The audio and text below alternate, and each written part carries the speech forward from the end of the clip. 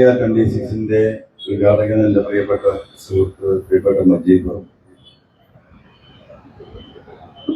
നിയോജക മണ്ഡലത്തിലെ UDF-ന്റെ ചെയർമാൻ കൂടിയായ അലിക്കുട്ടി മാഷ് ഉൾപ്പെടെ മുനിസിപ്പൽ ചെയർമാൻ ഉൾപ്പെടെയുള്ള വേദിയിലുള്ള യൂത്ത് ലീഗിന്റെയും നേതാക്കന്മാരെ, ഈ മുനിസിപ്പാലിറ്റിയിൽ നിന്നും തെരഞ്ഞെടുക്കപ്പെട്ട 23 ബഹുമാന്യരായ ജനപ്രതിനിധികളെ, ഈ മുനിസിപ്പാലിറ്റിയിൽ മത്സരിച്ച UDF-ന്റെ മറ്റുള്ള സ്ഥാനാർത്ഥികളെ, യൂത്ത് ലീഗ് പ്രവർത്തകരെ, എന്നെ ശ്രമിക്കുന്ന ഈ അങ്ങാടിയിലും പരിസരത്തുമുള്ള തൊഴിലാളി സുഹൃത്തുക്കളെ, ഓട്ടോറിക്ഷ ടാക്സി തൊഴിലാളികളെ, വ്യാപാരി വ്യവസായികളെ, പ്രവാസികളെ, വളരെ സ്നേഹം നിറഞ്ഞ സഹോദരി സഹോദരന്മാരെ, സമയം വല്ലാണ്ട് വൈകിയിരിക്കുകയാണ്. മുജീബിന്റെ നല്ല കാതിലുള്ള ഒരു പ്രസംഗം ഇവിടെ നടന്നുപോയിട്ടുണ്ടാകും എന്ന് ഞാൻ കരുതുകയാണ്. പിന്നെ ഒരു പ്രസംഗത്തിന് ഒരു ബോധവൽക്കരണത്തിന്റെ ആവശ്യം രാമനാട്ടുകരയിലെ ജനങ്ങൾക്കില്ല എന്നതിന്റെ തെളിവാണ് ഈ 23 മെമ്പർമാരെയും മഹാഭൂരിപക്ഷത്തിന് വോട്ട് ചെയ്ത് വിജയിപ്പിച്ച ജനതയുടെ മുന്നിലാണ് ഞാൻ നിൽക്കുന്നത് എന്ന ബോധ്യത്തിൽ തന്നെയാണ് ഞാൻ നിങ്ങളുടെ മുന്നിൽ നിൽക്കുന്നത്. അതുകൊണ്ട് നീട്ടിപ്പരത്തി വിശദീകരിച്ച് പറയേണ്ട ഒരു കാര്യവുമില്ല. എല്ലാവർക്കും എല്ലാം മനസ്സിലായി കഴിഞ്ഞു. പിണറായി ഗവൺമെന്റ് ഒളിച്ചു വെച്ചിരുന്ന പല കാര്യങ്ങളും ഓരോന്നോരോന്നായി കഴിഞ്ഞ 1.25 വർഷമായി കേരളത്തിലെ 3.5 കോടി ജനങ്ങളോട് ഒരു മനുഷ്യന് പറയാൻ പറ്റുന്നതിലപ്പുറം എല്ലാ നിലക്കും ആവർത്തിച്ച് ഞാൻ പറഞ്ഞ് പോന്നുകൊണ്ടേയിരുന്നതാണ്. ത്രിതല പഞ്ചായത്ത് തെരഞ്ഞെടുപ്പിന്റെ ഒരു മാസക്കാലം പ്രവർത്തനം കഴിഞ്ഞ് അധികാരത്തിലേറിയ ജനതയാണ് എന്റെ മുന്നിൽ നിൽക്കുന്നത്. 1.25 വർഷം മുമ്പ് കേരളത്തിലെ ജനങ്ങളോട് സൂചിപ്പിക്കപ്പെട്ട സംഗതികൾ ഓരോന്നായി പുറത്തു വന്നുകൊണ്ടേയിരിക്കുകയാണ്. അന്ന് പത്രമാധ്യമങ്ങൾ വഴി കാര്യങ്ങൾ പറയുമ്പോൾ കൂടെയുള്ളവർക്ക് പോലും അത്രത്തോളം ഉണ്ടോ, അങ്ങനെയൊക്കെ തന്നെയാണോ എന്ന് സംശയിച്ചവർ എന്നോടൊപ്പം നിന്നവരുടെ കൂട്ടത്തിൽ തന്നെ ഉണ്ടായിരുന്നു. എനിക്ക് ഒറ്റ വിശ്വാസമാണ് ഉണ്ടായിരുന്നത്, കാലം എല്ലാം തെളിയിക്കും. അത് തെളിഞ്ഞു വരികയാണ്. ഇന്ന് പോറ്റിക്ക് ജാമ്യം കിട്ടി എന്നാണ് ഇപ്പോ ഇങ്ങോട്ട് വരുന്ന വഴി കേൾക്കാൻ കഴിയും. അപ്പൊ ഒരു ഭരണ സംവിധാനം പരിപൂർണമായും വർഗീയവാദികളും കൊള്ളസംഘവുമായി കഴിഞ്ഞാൽ കേരളത്തിന്റെ സാമൂഹിക വ്യവസ്ഥക്ക് എന്ത് സംഭവിക്കുമെന്ന ഒരാദി അന്നും എനിക്കുണ്ട്, ഇന്നും എനിക്കുണ്ട്. ഈ സ്റ്റേജിൽ നിന്ന് ഈ സദസ്സിലേക്ക് നോക്കുമ്പോൾ നിസ്കാരത്തായമുള്ളവരും നല്ല കുറിയൊട്ടവരും ഈ സദസ്സിൽ ഇരിക്കുന്നുണ്ട്. ഇതാണ് കേരളം. രാമനാട്ടുകര അങ്ങാടിയിലെ ചെറിയ ഒരു പെട്ടിപ്പേടികയിൽ നിന്ന് ഒരു ചായ വാങ്ങി 2ആയി പകുത്ത് ഭാസ്കരനും മുഹമ്മദ് കയും കുടിക്കുന്ന നാടാണ് നമ്മുടെ നാട്. ആ നാടിനെ ഉത്തരേന്ത്യൻ സംസ്ഥാനങ്ങളെ പോലെ വഷളാക്കാനുള്ള വലിയൊരു ശ്രമം ആരംഭിക്കുന്നതിന്റെ ലക്ഷണങ്ങൾ കണ്ടപ്പോഴാണ് 8.5 വർഷക്കാലത്തോളം ആ ഗവൺമെന്റിനോടൊപ്പം നിന്ന് അവർക്ക് വേണ്ടി ഒരു പൊതുപ്രവർത്തകൻ എന്ന നിലക്ക് സാധ്യമായ എല്ലാ ഇടപെടലുകളും നടത്തിയ ഒരു വ്യക്തിയാണ്. എന്നെ ശ്രമിക്കുന്ന നിങ്ങളിൽ പലരും അന്ന് എന്നെ എതിർത്തവരാണ്. പക്ഷേ കാര്യങ്ങൾ നമ്മൾ ആരും പ്രതീക്ഷിക്കാത്ത വിധം ഒരു ഗവൺമെന്റും ഒരു പാർട്ടിയുടെ നേതൃത്വവും എന്താണോ കേരളത്തിലെ ജനത അത് അവരിൽ നിന്ന് പ്രതീക്ഷിച്ചിരുന്നത് അതിന്റെ ഘടകവിരുദ്ധമായ നിലപാടുകളും തീരുമാനങ്ങളുമായി മുന്നോട്ട് പോകുന്ന കാഴ്ചയാണ് നമുക്ക് കാണാൻ കഴിയുന്നത്. ഇടതുപക്ഷ ജനാധിപത്യ മുന്നണി ഗവൺമെന്റ് എന്ന് പറയുന്നത് കേരളത്തിലെ സാധാരണക്കാരുടെയും തൊഴിലാളികളുടെയും പാവപ്പെട്ടവരുടെയും അത്താണിയായി മാറേണ്ട ഗവൺമെന്റ് ആയിരുന്നു. ആ പ്രതീക്ഷയിൽ തന്നെയാണ് കേരളത്തിലെ ലക്ഷോപലക്ഷം വരുന്ന ജനങ്ങൾ ഒന്നും നോക്കാതെ രണ്ടാം വട്ടവും പിണറായി ഗവൺമെന്റിന് വോട്ട് ചെയ്തു. 16 തൊട്ട് 21 വരെയുള്ള കടന്നുപോയ വർഷങ്ങൾ കേരളത്തിലെ ഒരു ദുരന്തകാലം, തുടർച്ചയായ ദുരന്തങ്ങൾ, 17, 18 19 തുടർച്ചയായ പ്രളയങ്ങൾ. നിലമ്പൂരിലടക്കം നിങ്ങൾക്കറിയാം, കവളപ്പാറ ഉൾപ്പെടെയുള്ള പ്രദേശങ്ങളിൽ മലയിടിഞ്ഞ് 71ഓളം ആളുകളും ആയിരക്കണക്കിന് വീടുകളും നഷ്ടപ്പെട്ട കാലം. 18 പ്രളയം എന്ന് പറയുന്നത് കേരളത്തെ ആകെ മുക്കിക്കളഞ്ഞ പ്രളയമാണ്. ആ ദുരന്തത്തിൽ നിന്ന് മെല്ലെ മെല്ലെ നമ്മൾ കരകയറുമ്പോഴാണ് പിന്നീട് കൊറോണ ലോകത്തൊട്ടാകെ സാമൂഹ്യ ജീവിതത്തെ തന്നെ ബാധിച്ചത്. അങ്ങനെ 18, 19, 20, 21 ദുരന്തങ്ങളുടെ കാലമായിരുന്നെങ്കിലും അതിനെയൊക്കെ അതിജീവിച്ച് ലോകത്തിന്റെ മുന്നിൽ ഈ പ്രതിസന്ധികളെ മറികടന്ന് കേരളം മുന്നോട്ട് പോകുമ്പോഴാണ് 21 തെരഞ്ഞെടുപ്പ് വരുന്നത്. ദുരന്ത കാലഘട്ടത്തിലുണ്ടായ ജനങ്ങളുടെ അനുഭവങ്ങൾ കണക്കാക്കിക്കൊണ്ട് മറ്റൊന്നും ആലോചിക്കാതെ കേരളത്തിലെ ജനങ്ങൾ അങ്ങോളം ഇങ്ങോളം പിണറായിയുടെ രണ്ടാം ഊഴത്തിന് വോട്ട് ചെയ്ത് വിജയിപ്പിച്ച അധികാരത്തിൽ 92 സീറ്റിൽ നിന്നും 99 സീറ്റിലേക്ക് 957 കേരള സംസ്ഥാനം രൂപീകൃതമായതിനു ശേഷം ആദ്യത്തെ തുടർഭരണം കേരളത്തിലെ ജനങ്ങൾ പരിപൂർണ മനസ്സോട് കൂടിയിട്ട് ആ ഗവൺമെന്റിന് നൽകി അധികാരത്തിലെത്തിയപ്പോൾ ജനങ്ങൾക്ക് ഒട്ടനവധി പ്രതീക്ഷകൾ ഉണ്ടായിരുന്നു. ജനങ്ങൾക്ക് നിരവധിയായ കാഴ്ചപ്പാടുകൾ ഉണ്ടായിരുന്നു, കണക്കൂട്ടലുകൾ ഉണ്ടായിരുന്നു. പക്ഷേ കാലം മെല്ലെ മെല്ലെ കടന്നുപോയപ്പോ 21 വലിയൊരു കുഴപ്പമില്ലാതെ കാലം കടന്നുപോയി. 22ന്റെ ആരംഭത്തിൽ പല കാര്യങ്ങളും ശ്രദ്ധിച്ചു നോക്കുമ്പോ നമുക്ക് കാണാൻ കഴിയുന്നത് എന്താണോ ഇടതുപക്ഷ നിലപാട്, ആ നിലപാടിന് ഘടകവിരുദ്ധമായി സാമൂഹ്യമായ ചില ഒറ്റപ്പെടുത്തലുകൾ പ്രത്യേകിച്ചും പോലീസിന്റെ ഭാഗത്തു നിന്ന് ഉണ്ടാകുന്നു എന്ന തിരിച്ചറിവ് കേരളത്തിലെ ജനങ്ങൾക്കുണ്ടാകുക. വിഷയങ്ങൾ നിരവധി അനവധി തവണ ഉത്തരവാദിത്തപ്പെട്ട നേതൃത്വത്തിൽ സംസാരിക്കുകയും പാർലമെന്ററി പാർട്ടിയിലടക്കം ഈ നിലപാടുമായി മുന്നോട്ട് പോയി കഴിഞ്ഞാൽ ഉണ്ടാകാൻ പോകുന്ന ദുരന്തങ്ങളുടെ കണക്കുകൾ നിരത്തിക്കൊണ്ട് ഗവൺമെന്റിനോട് ഞാൻ സംസാരിക്കുകയുണ്ട്. പക്ഷേ ഒരു ഘട്ടത്തിൽ പോലും അതിന് അനുകൂലമായ ഒരു നിലപാട് സ്വീകരിച്ചില്ല എന്ന് മാത്രമല്ല, ഫാസിസ്റ്റ് നിലപാടിനോടൊപ്പം നിൽക്കുന്ന ഉദ്യോഗസ്ഥന്മാർ, അത് IPS ആയാലും IFS ആയാലും IAS ആയാലും IRS ആയാലും, ആ ഒരു വിഭാഗത്തിന്റെ കയ്യിലേക്ക് കേരളത്തിന്റെ ഭരണം കടന്നു പോകുന്നത് നോക്കി നിൽക്കാനേ കേരളത്തിലെ ജനതയ്ക്ക് കഴിയുള്ളൂ. കേരളത്തിലെ പൊതുപ്രവർത്തകർ, അതിൽ ഇടതുപക്ഷ പ്രവർത്തകരുണ്ട്, സഖാക്കളുണ്ട്, പൊതുസമൂഹത്തിൽ പ്രവർത്തിക്കുന്നവരുണ്ട്.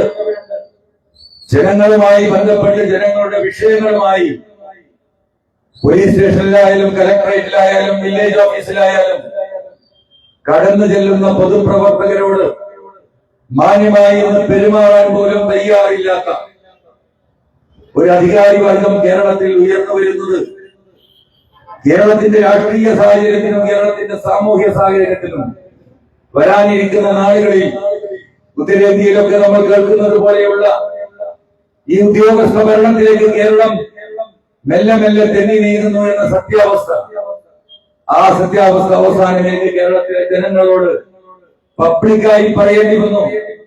നിരവധിയായ വിഷയങ്ങൾ നമുക്ക് ഉയർത്തിക്കൊണ്ടുവരേണ്ടി വന്നു. കേരളത്തിലെ പോലീസ് അടക്കം, മലപ്പുറത്തെ SP സുജിത് ദാസ് അടക്കം, ADGP law and order Ajith Kumar അടക്കമുള്ളവരുടെ ചെയ്തികൾ, അവർ നടത്തിക്കൊണ്ടിരിക്കുന്ന സ്വർണ്ണ കൊള്ളയടക്കമുള്ള വിഷയങ്ങൾ, മാമി തിരോധാനം, എന്റെ നാട്ടിലെ 23 വയസ്സുള്ള റിദാൻ ബാസിലിന്റെ മരണം, ഇതെല്ലാം ഈ പറയുന്ന മാഫിയ സംഘങ്ങളുമായി ബന്ധപ്പെട്ട എയർപോർട്ടിലെ സ്വർണ്ണക്കള്ളക്കടത്തും കേരളത്തിലുടനീളം നടന്നുകൊണ്ടിരിക്കുന്ന മയക്കുമരുന്ന് സംഘങ്ങളുമായുള്ള പോലീസിന്റെ അവിഹിതമായ കൂട്ടുകെട്ടും കച്ചവടവും ഈ നാടിനെ വലിയൊരു ദുരന്തത്തിലേക്ക് കൊണ്ടുപോകുന്നു എന്ന് ആവർത്തിച്ച് തെളിവുകളുടെ അടിസ്ഥാനത്തിൽ കേരളത്തിന്റെ മുഖ്യമന്ത്രിയെയും ഗവൺമെന്റിനെയും പാർട്ടിയുടെ ഉത്തരവാദിത്തപ്പെട്ടവരെയും ബോധ്യപ്പെടുത്താനുള്ള എല്ലാ ശ്രമങ്ങളും പരാജയപ്പെട്ടപ്പോ പിന്നെ മറ്റൊരു മാർഗവുമില്ല. ഞാൻ ജനങ്ങളിലേക്ക് ഇറങ്ങി. വരാനിരിക്കുന്ന എന്റെ ഭാവി അതെന്താകുമെന്നതിനെ കുറിച്ച് ഞാൻ ആലോചിച്ചിട്ടേയില്ല. ജനങ്ങളെ ഈ വിഷയത്തിലേക്ക് ഗൗരവകരമായ ഇടപെടലുകളിലേക്ക് ജനങ്ങളെ കൊണ്ടുവരണമെങ്കിൽ എന്റെ MLA സ്ഥാനം രാജിവെക്കണമെന്ന് ഞാൻ സ്വയം തീരുമാനിക്കുകയില്ല. ഒരാളോട് ഞാൻ ആലോചിച്ചില്ല. ഞാൻ ആലോചിച്ചത് എന്റെ മനസാക്ഷിയോട് മാത്രമാണ്. കാരണം രാഷ്ട്രീയത്തിൽ നിരവധിയായ ആരോപണങ്ങൾ ഉണ്ടാവാറുണ്ട്. കാലം കൊണ്ടത് മാഞ്ഞു പോകാറുണ്ട്. അതിനൊരു ഗൗരവതരമായിട്ടുള്ള മനുഷ്യരുടെ കാഴ്ചപ്പാടുകളും ഇടപെടലുകളും ഉണ്ടാകണമെങ്കിൽ ഈ ഗവൺമെന്റിന്റെ പേര് പറഞ്ഞ് വോട്ട് വാങ്ങി അധികാരത്തിൽ വന്ന ഞാൻ അതിന്റെ അകത്തിരുന്നു കൊണ്ട് ഒരു MLA എന്ന നിലയ്ക്കുള്ള എല്ലാ പ്രിഫറൻസുകളും അത് ഉപയോഗപ്പെടുത്തിക്കൊണ്ട് ജനങ്ങളോട് ഞാൻ ഇത് പറയുന്നത് ശരിയല്ല എന്ന ബോധ്യത്തിന്റെ അടിസ്ഥാനത്തിലാണ് അന്ന് ഞാൻ തെരഞ്ഞ ഈ MLA-ഷിപ്പ് രാജിവെക്കുമ്പോൾ പലരും എന്നോട് ചോദിച്ചു, എന്ത് പണിയാണ്, എന്ത് തീരുമാനമാണ്, എന്ത് അപകടകരമായ തീരുമാനമാണ്, ആര് നിങ്ങൾക്ക് സംരക്ഷണം തരും, ആര് നിങ്ങളെ പിന്തുണക്കും, എന്തെല്ലാം അനുഭവങ്ങൾ ഈ നാട്ടിലുണ്ട്, ആരോടാണ് നിങ്ങൾ കഴിക്കുന്നത്, നിങ്ങൾക്ക് തലക്ക് വല്ല വെളിവുകേടുമുണ്ടോ എന്ന് വരെ ചോദിച്ച എന്റെ വെൽവിഷേഴ്സ് ഈ കേരളത്തിലുണ്ടായിരുന്നു. പക്ഷേ അവരോടൊക്കെ സൗമ്യമായി ഒന്ന് പുഞ്ചിരിച്ചുകൊണ്ട് വരാനിരിക്കുന്ന നാടിൽ കടന്നു വരാൻ പോകുന്ന ഈ അപകടത്തെ കുറിച്ച് ജനങ്ങളെ ബോധ്യപ്പെടുത്തേണ്ടതുണ്ട്. സാമൂഹ്യമായുള്ള പ്രതിസന്ധികൾ മാത്രമല്ല, രാഷ്ട്രീയമായിട്ടുള്ള പ്രതിസന്ധികൾ, സാമ്പത്തികമായിട്ടുള്ള സകലമായ മേഖലകളിലും ഈ ഗവൺമെന്റ് എടുക്കുന്ന തീരുമാനങ്ങൾ, സർവ്വലോക തൊഴിലാളികളെ സംഘടിക്കുകയും എന്ന് പ്രസംഗം ആരംഭിക്കുന്ന കമ്മ്യൂണിസ്റ്റ് പാർട്ടിയുടെ പൊതുയോഗങ്ങളിൽ നിന്ന് ഒരു തൊഴിലാളി എന്ന വാക്ക് പോലും കേൾക്കാത്ത അവസ്ഥയിലേക്ക് കേരളം മാറി. ബഹുമാനപ്പെട്ട മന്ത്രി കഴിഞ്ഞ 2-3 ദിവസമായിട്ട് ഇവിടെ വലിയ വികസന ജാഥകളുമായി ഈ അങ്ങാടിയിലും വന്നിട്ടുണ്ടാകുമല്ലോ. ഉദ്ഘാടന സമ്മേളനത്തിന്റെ അദ്ദേഹത്തിന്റെ പ്രസംഗം പരിപൂർണമായും ഞാൻ സോഷ്യൽ മീഡിയ വഴി കേട്ടു. 24 മിനിറ്റ് 36 സെക്കൻഡാണ് അദ്ദേഹം VKC മുഹമ്മദ് കോയ ഉദ്ഘാടനം ചെയ്ത ആ വികസന ജാഥയിൽ അദ്ദേഹം പ്രസംഗിക്കുന്നത്. ഞാൻ ഇങ്ങനെ സകൂലം ശ്രദ്ധിക്കുകയായിരുന്നു. നമ്മളൊക്കെ ഇത്തരത്തിലുള്ള ഈ ജാഥയും ഒരു പൊതുയോഗവും നാടുമായി ബന്ധപ്പെട്ടതാകുമ്പോൾ ആ നാട്ടിൽ നടത്തിയ വികസന പ്രവർത്തനങ്ങൾ ജനങ്ങളിൽ എത്തിക്കുവാൻ കൃത്യമായ കണക്കുകൾ നിരത്തിയിട്ട് സംസാരിക്കേണ്ടതുണ്ട്. ഒരു സംസാരത്തിൽ എവിടെയും ഈ പറയുന്ന 2 പുലിമൂട്ടിന്റെ കാര്യവും ഇവിടെ കേരളത്തിലൊട്ടാകെ നടന്ന വികസനത്തിന്റെ കാര്യവും ടൂറിസത്തിന്റെ കാര്യവും അപ്പുറം ഈ മനുഷ്യന് വോട്ട് ചെയ്ത് വിജയിപ്പിച്ച ബേപ്പൂർ മണ്ഡലത്തിലെ സാധാരണക്കാരും ഇടത്തരക്കാരുമായ ജനങ്ങൾക്ക് ഞാൻ എന്ത് ചെയ്തു എന്ന് ഒരു വാക്ക് പോലും അതിൽ പറയുന്നില്ല. ആ പ്രസംഗം നിങ്ങൾക്ക് കിട്ടും. ഒരു തൊഴിലാളി എന്നൊരു വാക്ക് ഈ 24 മിനിറ്റ് 36 സെക്കൻഡിൽ പോലും അദ്ദേഹത്തിന്റെ മനസ്സിലോ വായിലോ പോലും വന്നിട്ടില്ല. കേരളത്തിലൊട്ടാകെ ഒരു മാസ്മരികമായിട്ടുള്ള എന്താ പറയാ, ഒരു മാസ് സൈക്കോളജിക്കൽ മാനിപ്പുലേഷൻ എന്ന് പറയുന്നതിന് അതിന് ഒറ്റ വാക്ക് എനിക്ക് കിട്ടുന്നില്ല മലയാളത്തിൽ.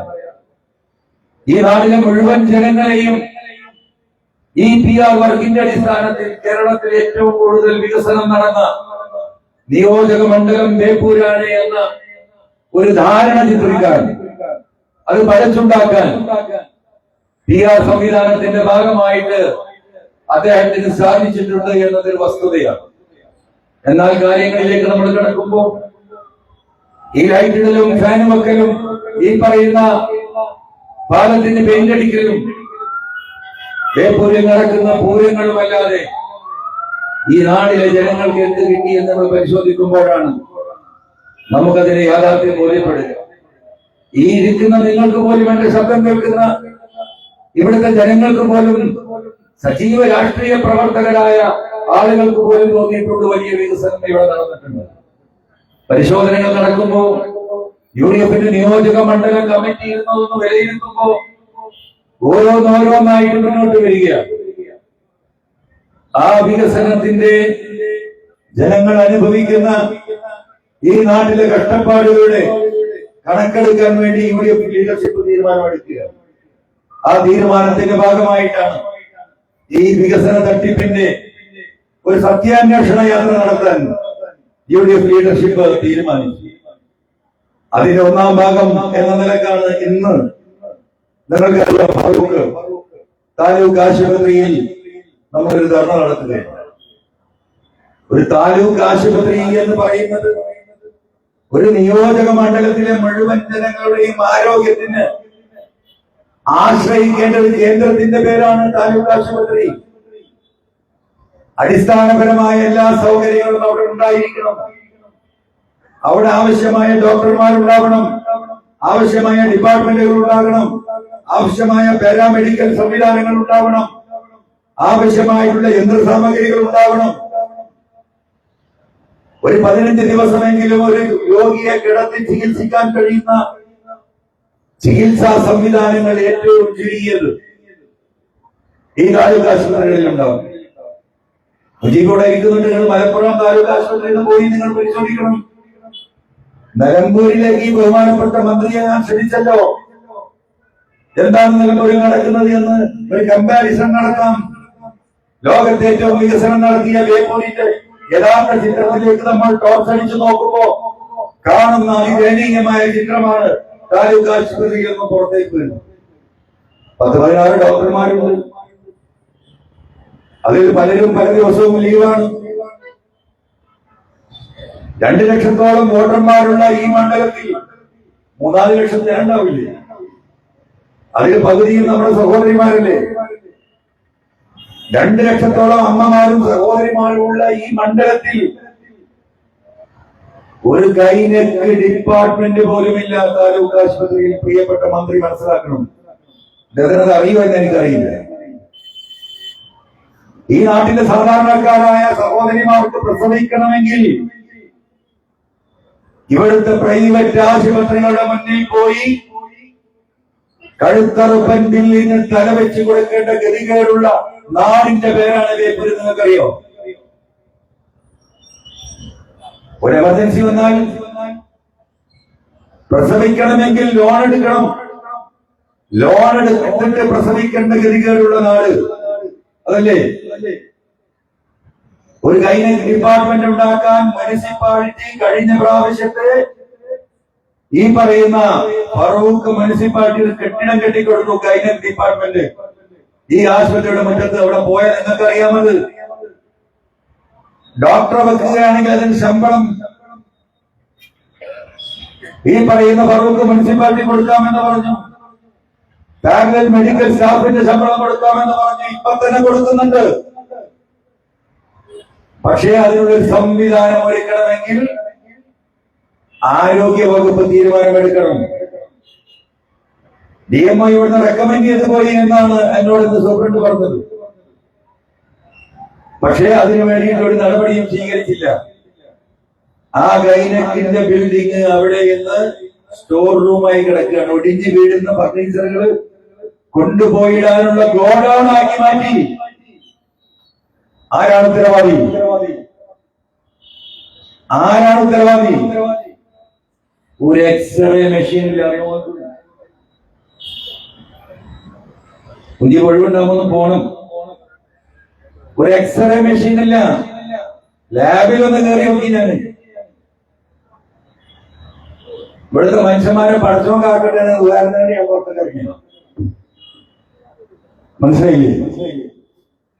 ഒരു താലൂക്ക് ആശുപത്രിയുടെ സ്ഥിതിയാണ് പറയുന്നത്. ലോകത്തെ ഏറ്റവും വലിയ വികസനം നടത്തിയ മണ്ഡലത്തിൽ ഒരു ആംബുലൻസ് ഇല്ല. അറിയുന്നത് കോഴിക്കോടിന്റെ പ്രിയപ്പെട്ട MP ശ്രീ രാഘവൻ MK രാഘവൻ അദ്ദേഹത്തിന്റെ ഫണ്ടിൽ നിന്ന് ജനങ്ങളുടെ ഈ വിഷയം അവസാനിപ്പിക്കാൻ 25 ലക്ഷത്തിൽ ചില്ലാനം രൂപ മുടക്കി ആധുനിക സൗകര്യങ്ങളുടെ ആംബുലൻസ് വാങ്ങിച്ചു കൊടുത്തു. 2 കൊല്ലം കൂടി നമുക്കറിയാലോ. കൊടുത്ത് കുറച്ച് കഴിഞ്ഞപ്പോ ഈ ആംബുലൻസ് ഒരു ആക്സിഡന്റ് ആയി. ആ ആക്സിഡന്റ് ആയെന്ന് അന്ന് വർക്ക്ഷോപ്പ് കിടന്ന തിരിഞ്ഞു നോക്കിയിട്ടില്ല. തിരിഞ്ഞു നോക്കിയിട്ടില്ല. ആശുപത്രിയിലോ ചികിത്സയില്ല. വരുന്ന രോഗികളെ പെട്ടെന്ന് മറ്റൊരു ആശുപത്രിയിലേക്ക് രോഗികളെ കൊണ്ടുപോകാൻ ഉണ്ടായിരുന്ന സംവിധാനമായ ആംബുലൻസ് അത് റിപ്പയർ ചെയ്യാൻ പോലും അതിൽ ഇടപെടാൻ ബഹുമാനപ്പെട്ട മന്ത്രിക്ക് കഴിഞ്ഞിട്ടില്ല. നിങ്ങൾ മനസ്സിലാക്കിയോ? ഇങ്ങനൊരു നാടുണ്ടാവുമോ? കേരളത്തിൽ ഇങ്ങനെ ഒരു ആശുപത്രി വേറെ എവിടെയെങ്കിലും ഒരു താലൂക്ക് ആശുപത്രി ഉണ്ടാകുമെന്ന് എനിക്ക് തോന്നുന്നില്ല. 7 ഡയാലിസിസ് മെഷീനുകളുണ്ട്. 2 മൂലക്കല, 2 കഴിഞ്ഞ തവണ ഫറൂഖ് മുനിസിപ്പാലിറ്റി വാങ്ങിക്കൊടുത്ത മെഷീനാണ്. 2 ഷിഫ്റ്റ് വർക്ക് ചെയ്യുന്നത്. ഏകദേശം 20 ആളുകൾ. ഒരു ആവറേജ് ഡയാലിസിസ് ചെയ്യാൻ ഈ 5 മെഷീൻ ഉണ്ടെങ്കിൽ അവിടെ 10 ആൾക്കാർ ഡയാലിസിസ് ആണ്. താലൂക്ക് ആശുപത്രിയുടെ താഴെയുള്ളതാണ് കമ്മ്യൂണിറ്റി ഹെൽത്ത് സെന്റർ, CHC. നിങ്ങൾക്കറിയാലോ? നിങ്ങൾ നിലമ്പൂരം വന്ന് നോക്കൂ. ചുങ്കത്തറ CHC 2016 അൻവർ MLA ആവുന്നത്. നിരവധിയായ ഡയാലിസിസ് രോഗികൾ ഈ ഇരിക്കുന്ന കൂട്ടത്തിൽ ഡയാലിസിസ് ചെയ്യുന്നവരുണ്ടാകും. നാളെ തൊട്ട് എനിക്കും മുജീബിനും നിങ്ങളുടെ മുനിസിപ്പൽ ചെയർമാനും ഡയാലിസിസ് ചെയ്യേണ്ടി വരുമോ എന്ന് നമുക്ക് പറയാൻ കഴിയില്ല. കാലം അതാണ്. ഈ 5 ഡയാലിസിസ് മെഷീൻ വെച്ച് ഉന്താണ്. ചുങ്കത്തറയിൽ 16 മെഷീനുമായിട്ടാണ് ഞങ്ങൾ 17 ആരംഭിക്കുന്നത്. അറിയാവുന്നത് സർക്കാരിന്റെ 5 പൈസ ഇല്ലാതെ. അവിടെ ഒരു ജനകീയ കമ്മിറ്റി ഉണ്ടാക്കി. ഞങ്ങൾ ആളുകളുമായി ബന്ധപ്പെട്ടു.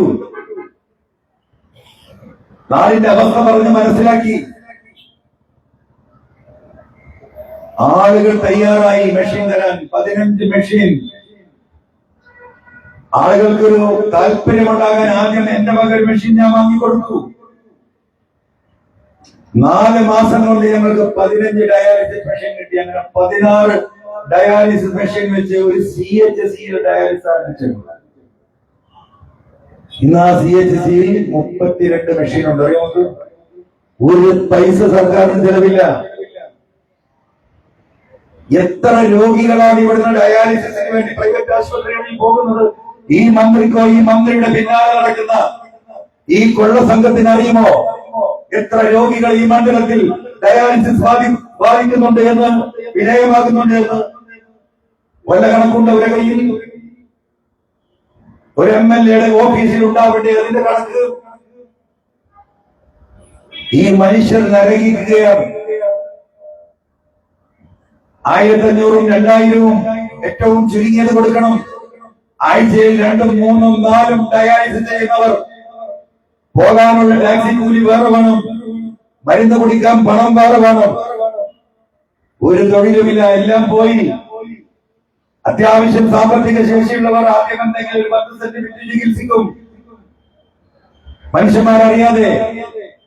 അത് കഴിഞ്ഞാൽ വീട് ഏതെങ്കിലും ഒരു സർവീസ് ബാങ്കിൽ ലോൺ എടുത്ത് 5-10 ലക്ഷം അതുകൊണ്ട് ചികിത്സിക്കും. അതുകൊണ്ടും രോഗം മാറുന്നില്ല.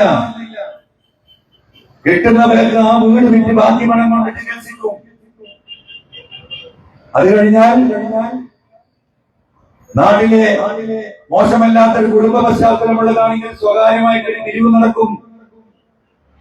ആ പിരിവ് കൊണ്ടും പിന്നെ ചികിത്സിക്കാൻ തികയാതാകുമ്പോൾ പരസ്യമായി പിരിക്കും. അല്ലേ? ഇന്ന് പിരിവ് ജനങ്ങൾക്ക് വേണ്ടി പിരിവ് നടത്തിയ പൊതുപ്രവർത്തകർ ഇവിടെ ഉണ്ടാവുമല്ലോ. ഇവർക്ക് വല്ലതും പരിചയമുണ്ടോ? എവിടെയാണ് ഇവർ ഇടപെടുന്നത്? അങ്ങനെ കഷ്ടപ്പെടുന്ന 100 കണക്കിന് ആളുകളുള്ള രോഗികളുള്ള ഈ നിയോജക മണ്ഡലത്തിൽ എന്തേ ഈ മന്ത്രിക്ക്, ഈ മരുമകന്, ഈ പേട്ടയിലും ഫറൂഖിലും ഒക്കെ ഉള്ള നല്ല മനസ്സുള്ള കച്ചവടക്കാരും വ്യാപാരികളും മനുഷ്യരുണ്ടല്ലോ എന്ന് ഇറങ്ങി ചോദിക്കട്ടെ. 100 മെഷീൻ കിട്ടും. അറിയാം നമുക്ക്? ഉടുതുണിക്ക് മറുതുണിയില്ലാതെ നിലമ്പൂരിലെ ആ ഗ്രാമപ്രദേശത്തിൽ നിന്ന് പാവപ്പെട്ട ഒരു ഇടത്തരക്കാരുമായിട്ട് 2, 4, 5, 6, 10 ആളുകൾ കൂടിച്ചേർന്ന് 50,000, 25,000 എടുത്തിട്ട മെഷീൻ വാങ്ങി തന്നത്. അല്ലാതെ വലിയ മലയാളിമാര് വാങ്ങിക്കുന്നതാണ് നിങ്ങൾ തെറ്റിദ്ധരിക്കേണ്ട. അങ്ങനത്തെ 2-3 മെഷീനാണ് അതിലുള്ളത്. എന്തേ മനസ്സിൽ തട്ടാത്തത്? ബേപ്പൂരിന്റെ ഉത്തരവാദിത്തം മാത്രമല്ല, കോഴിക്കോട് ജില്ലയുടെ ചാർജുള്ള മന്ത്രിയല്ലേ മുഹമ്മദ് റിയാസ്. എന്താ കോഴിക്കോട് മെഡിക്കൽ കോളേജിന്റെ അവസ്ഥ ഞാൻ പറയണോ നിങ്ങളോട്? അട്ടിക്കിട്ട് കിടക്കുകയല്ലേ മനുഷ്യർ. രോഗിയോടൊപ്പം കൂട്ടിരിക്കാൻ പോകുന്നത് രോഗിയെക്കാളും വലിയ രോഗികളായി ആശുപത്രിയിൽ നിറങ്ങുന്ന കാഴ്ച നമ്മൾ കാണുന്നില്ലേ? ഇടപെടിയിൽ ബാത്റൂമിന്റെ സൈഡിലൊക്കെ ആളുകൾ അട്ടിക്ക് കിടക്കുകയാണ്. ഈ മന്ത്രി ഒന്ന് പോയി നോക്കുന്നുണ്ടോ ആ ആശുപത്രിയിൽ? അതിന് ഉത്തരവാദിത്തമില്ലേ? കോടിക്കണക്കിനായ മെഷീനുകളിലെ ഈ മെഡിക്കൽ കോളേജിൽ എത്ര സ്കാനിംഗ് മെഷീനുകൾ പ്രവർത്തിക്കുന്നുണ്ട് മന്ത്രിക്കറിയോ? 5 കോടിയും 10 കോടിയും മുടക്കി അവിടെ കൊണ്ടുവെക്കുന്ന MRI പോലുള്ള മെഷീന് പോലും അവിടെ പ്രവർത്തിക്കുന്നില്ല. നിങ്ങൾക്ക് എന്താ കാരണം? ഒരു 3 മാസം പ്രവർത്തിച്ചു കഴിഞ്ഞാൽ അതിന്റെ ഉള്ളിൽ കൈയിട്ട് അതിന്റെ വയറ് വലിച്ചു വരുന്ന മാഫിയ സംഘങ്ങളുണ്ട് കോഴിക്കോട് മെഡിക്കൽ കോളേജിൽ. സംഘങ്ങൾ അറിയോ നിങ്ങൾക്ക്? ഇവിടെ ഇരിക്കുന്ന നിങ്ങൾക്ക് ആർക്കാണ് MRI സ്കാൻ കോഴിക്കോട് കിട്ടിയിട്ടുള്ളത്? സാധാ സ്കാൻ കിട്ടിയാൽ എത്ര പേരാ? മാന്യമായിട്ടുള്ള ഒരു മെഡിക്കൽ ലാബിന്റെ പരിശോധനയ്ക്ക് നിങ്ങൾ പോയാൽ എങ്ങോട്ടാണ് മെഡിക്കൽ കോളേജിൽ എഴുതി തരുന്നത്? കൊള്ള സംഘങ്ങൾ ഈ സർക്കാരിന്റെ എല്ലാ പൊതുമുതലും ഒന്നും പ്രവർത്തിക്കൂല. 6 മാസം 5 മാസം അത് കഴിയുമ്പോഴേക്കും പണി നിർത്തും. എന്നിട്ട് 3000, 4000, 5000, 10000 കൊടുത്തിട്ട് ഈ പാവപ്പെട്ട മനുഷ്യർ ഈ പറയുന്ന പ്രൈവറ്റ് സ്കാനിംഗ് സെന്ററുകളിലും മെഡിക്കൽ ലാബുകളിലും പോകേണ്ട ഗതികേട് ആരുണ്ടാക്കിയതാ? എത്ര ഡോക്ടർമാരുടെ കമ്മീഷൻ? 6000 കൊടുക്കുമ്പോൾ 2000 ഡോക്ടറുടെ വീട്ടിലെത്തും വൈകുന്നേരം അല്ലേ? ഞാൻ പറയണോ നിങ്ങളോട്? സമയത്തിന് ഒരു ഓപ്പറേഷൻ നടക്കണമെങ്കിൽ ഡോക്ടറുടെ വീട്ടിൽ പോയി കൈക്കൂലി കൊടുക്കുന്ന ഗതികേടുള്ള നാടാണ് കോഴിക്കോട്. ഈ ഇരിക്കുന്ന നിങ്ങളിൽ ആരൊക്കെ കൊടുക്കേണ്ടി വന്നിട്ടുണ്ട് ജീവിതത്തിന്റെ പല ഘട്ടങ്ങളിലും? ഇടപെട്ടിട്ടുണ്ടോ? എന്താണ് ഇടപെടാത്തത്? ഒരു പുതിയ ബ്ലോക്ക് ഉണ്ടാക്കി വെച്ച് അവിടെ നടന്ന ഇലക്ട്രിക് ഫെയിലിയർ, അതിനുശേഷം എത്ര മാസം കൂട്ടിയിട്ടത്? എന്തായിരുന്നു ജനങ്ങളുടെ സ്ഥിതിവിശേഷം? ആ ഉത്തരവാദിത്തത്തിൽ നിന്ന് ഈ മന്ത്രിക്ക് മാറി നിൽക്കാൻ സാധിക്കുമോ? ബേപ്പൂർ പൂരം നടത്താൻ മാത്രം 25 കോടി രൂപ കഴിഞ്ഞ 4 വർഷം ചെലവഴിച്ചു മുഹമ്മദ് റിയാസ്. നിങ്ങൾക്കറിയോ? ആ 25 കോടിയിൽ 5 കോടി രൂപ ഈ നിയോജക മണ്ഡലത്തിലെ ഈ പറയുന്ന PHC-കളിലും CHC-കളിലും ചെലവഴിച്ച് അവിടേക്ക് അത്യാവശ്യമായ മെഷീനറികളും സംവിധാനങ്ങളും ഒരുക്കി കൊടുത്തിരുന്നെങ്കിൽ നമുക്ക് മനസ്സിലാക്കാം. എന്താ ഉണ്ടാകാതെ പോയത്? മനുഷ്യരുടെ പ്രയാസങ്ങളും വിഷമം തട്ടോ ഉള്ളിൽ തട്ടണം. ക്യൂ നിൽക്കുന്ന ആളുകൾ ഈ വെയിലത്ത് ഈ ആശുപത്രിയിൽ അത് കാണുമ്പോൾ ഉള്ളിൽ പെടയും മനുഷ്യന്റെ. ആ ഉത്തരവാദിത്തം എന്നെ കൊണ്ടാണല്ലോ ഇവർ ഈ നിൽക്കുന്നത് എന്ന് തോന്നണം മനുഷ്യന്. അങ്ങനെ വല്ലതും ഈ മണ്ഡലത്തിൽ കാണുന്നുണ്ടോ? എവിടെയുള്ളത്? ഏത് ഹെൽത്ത് സെന്ററിലാണ്? ഇപ്പൊ ഇന്ന് അവിടെ വന്ന് നിങ്ങൾ ആ വീഡിയോ കണ്ടിട്ടുണ്ടാകും. അവിടെ വന്ന രോഗികൾ പറയുന്ന പരാതി 2-3 മണിക്കൂർ ക്യൂ നിൽക്കുകയാണ് ചില ദിവസങ്ങളിൽ. എഴുതി കൊടുത്ത മരുന്ന് കിട്ടാൻ കൈയില്ലാത്തവർ, കാലില്ലാത്തവർ, കുട്ടികളുമായി വന്നവർ, പ്രായം ചെന്നവർ, 70 വയസ്സും 75 വയസ്സുമായി വടി കുത്തി പിടിച്ചു നിൽക്കുന്നവർ ഇന്ന് കണ്ടില്ല നമ്മള്? മാഷില്ലേ? എല്ലാ ആശുപത്രികളിലും ഇത്തരത്തിൽ പ്രായം ചെന്നവർക്കും ഈ പറയുന്ന കുട്ടികൾക്കും സെപ്പറേറ്റ് ക്യൂ ഉണ്ടാകും. ഒരു സംവിധാനമില്ല. എന്നിട്ട് ഈ 2-3 മണിക്കൂർ ക്യൂ നിന്ന് ഫാർമസിയുടെ മുന്നിലെത്തി ഷീറ്റ് കൊടുക്കുമ്പോൾ 36 ഒന്നുമില്ല, മരുന്നില്ലെങ്കിൽ പോയിക്കോളി അല്ലേ? ഇന്നവർക്ക് വരുന്നില്ല. ഇരിക്കാനൊരു സ്റ്റൂള് പോലും നിങ്ങൾ പോയി നോക്കി. ഈ ആശുപത്രിയിൽ വന്ന് നിൽക്കുകയാണ്. ഒരു 100 സ്റ്റൂള് വാങ്ങിക്കൊടുക്കാൻ 200 റുപ്യ കൊടുത്താൽ കിട്ടും സ്റ്റൂള്. കസാനയിലൊന്നും വേണ്ട, അത് ഒരു ഉപയോഗിച്ചോട്ടെ. ആ ആശുപത്രിയിലുള്ള പല സാധനങ്ങൾ കഴിഞ്ഞപ്പോ അവിടുന്ന് KMCC കരാണെന്ന് ഞങ്ങൾ വാങ്ങിക്കൊടുത്താണ്, അത് ഞങ്ങൾ വാങ്ങിക്കൊടുത്താണ്. YCC കരാണ്, അത് ഞങ്ങൾ വാങ്ങിക്കൊടുത്തു. സർക്കാരിന്റെ ഒരു സാധനം അതിനുള്ളിലില്ല. ഇതവസ്ഥ. എനിക്കത് പറയാൻ കഴിയും, അഭിമാനത്തോടു കൂടി പറയാൻ കഴിയും. നിലമ്പൂരിൽ പോയി 100 കണക്കിന് കസേരകൾ ഒരാള് നിൽക്കണ്ട. ഇനിയിപ്പോ ഈ 8 മാസത്തെ ഇല്ലെങ്കിൽ ഒരു കൊല്ലത്തിൽ അള്ളാഹു എനിക്ക് അറിയില്ല കേട്ടോ. ആഴ്ചയിൽ ഒരു ദിവസത്തിൽ കുറയാതെ തന്നെ ഈ ആശുപത്രിയിൽ പോകും. വ്യത്യസ്ത സമയങ്ങളിൽ ചിലപ്പോ രാത്രി പോകും. അപ്പൊ എന്താ കാര്യങ്ങൾ നടക്കും. ഇരിക്കാൻ കസേരകളും ഈ പറയുന്ന സംവിധാനങ്ങളുടെ ഇലക്ട്രോണിക് ബോർഡുണ്ട്. രാവിലെ പോകുമ്പോൾ ഷീറ്റ് തരും. ആ ഷീറ്റ് വാങ്ങിയാൽ പോയിരുന്നാ മതി. ആ നമ്പർ അടിക്കുമ്പോൾ നീറ്റ് പോയാൽ മതി. ഇത് രാവിലെ തൊട്ട് മരിബാങ്ക് കൊടുക്കുക, മരിബാങ്ക് കൊടുത്ത് വേറെ അസർ പോയിട്ട് അവിടെ പോയി ചെല്ലുമ്പോൾ ഡോക്ടറില്ല, മരുന്നില്ല. ഒരു സ്ഥലത്തും ഉണ്ടാവില്ല കേട്ടോ. ലോകത്തിന്റെ മുൻകൈയിൽ നിൽക്കുന്ന മന്ത്രി കണ്ടില്ല മോശാക്കാനിമാരുടെ ഫോട്ടോ. ലോകം കൊതിക്കുന്ന കേരളം കണ്ടില്ലേ? കാസർഗോഡ് തൊട്ട് തിരുവനന്തപുരം വരെ ഈ 4ാം പിണറായി സർക്കാരിന്റെ വാർഷികത്തിന് 200 ചില്ലാനം കോടി റുപ്യ പൊടിച്ചപ്പോൾ 10-25 കോടി റുപ്യ ഈ കോഴിക്കോടിലെ സോളസ് എന്ന കമ്പനിക്ക് ബോർഡ് വെക്കാൻ കൊടുത്ത് അറിയുന്നത്. എല്ലാ മരുമോനിസമായി പലർക്കും പലരും എന്താ മുമ്പിൽ ഇങ്ങനെ മരുമോനിസം പറഞ്ഞിട്ട് ഇങ്ങനെ എഴുതി വിടുന്നത്. ഇതന്നെ മരുമോനിസം. മരുമകൻ എന്ന ബലത്തിലാണ് ഇതൊക്കെ നടക്കുന്ന. ഈ സകലമായ തോന്നിവാസങ്ങളും സമൂഹത്തോടും ജനങ്ങളോടും വോട്ടർമാരോടും ഒരു പ്രതിബദ്ധതയുമില്ലാതെ, ഒരു കമ്മിറ്റ്മെന്റും ഇല്ലാതെ, ഒരു ആത്മാർത്ഥതയുമില്ലാതെ ഞങ്ങൾ വിചാരിച്ചത് ഞങ്ങൾ എന്തും നടക്കുമെന്ന് പറയുന്ന തോന്നിവാസം, അതിനെയാണ് മരുമോനിസം എന്ന് പേരിട്ട് ടിവിയൊക്കെ വിളിച്ചത്.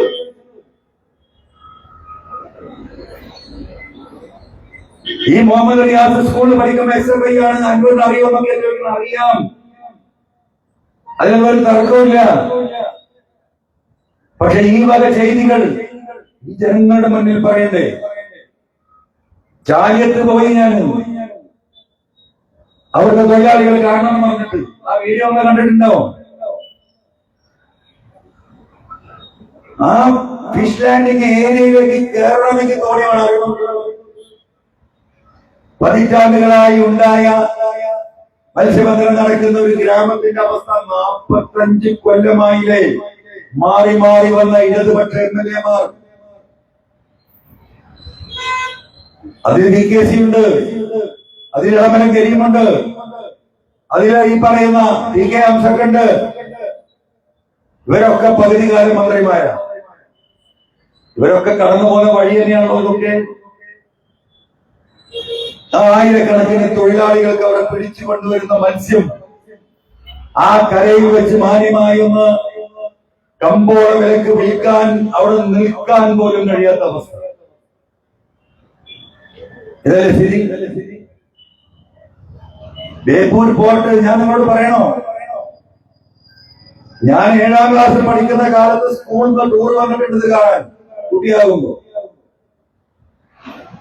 അന്നത്തെ അങ്ങാടി പോലും ഇല്ല ബേപ്പൂർ. അറിയോ? അന്നത്തെ അങ്ങാടി, അന്നവിടെ ജനനിബിഡാണ്. ബേപ്പൂരിനെ സിംഗപ്പൂരാക്കി ദുബായിലാക്കി എന്നാണോ ഈ സാധനത്തിൽ വരുന്നത്? ബേപ്പൂര് എന്നെ തെരഞ്ഞു വന്ന ചില ആളുകൾ ബേപ്പൂർ അങ്ങാടി ഭയം ബേപ്പൂരിലുണ്ട് കാണുമ്പോ ബേപ്പൂർ അങ്ങാടി തെരഞ്ഞിട്ടാണ്. മനസ്സിലായില്ലേ? ഇവിടെ പോയിട്ട് കാണുന്നില്ല. അവിടെ മനസ്സിലുണ്ടാവില്ല. ഈ പറയുന്ന ഈ രാമനാട്ടരങ്ങാടിന്റെ 10 കൊല്ലെങ്കിലും വേണ്ടേ ബേപ്പൂരങ്ങാടി കാണാൻ? ഇപ്പോഴെന്തായാലും 2 പെട്ടിപ്പീടിയും 2 പെട്ടിക്കടയും.